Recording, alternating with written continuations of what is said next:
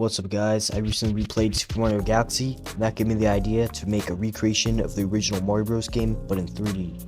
I started by opening up Unity and making a movement script for the player. I also decided to make the game third person, just because first person doesn't really look right for Mario. Next, I need to add Mario. I went into Blender, and after 5 hours of trying to figure out how to use Blender in modeling, I finally made this. And I made textures for some of the different blocks used for the game. When I was done with that, I began working on some of the physical things like brick and blocks. After that, I programmed the mystery boxes and made it so that it actually works. I then made a Goomba and made it so that Mario has a jump animation. I made a few more things like the staircase, pipes, and coins, but then I ran into a challenge.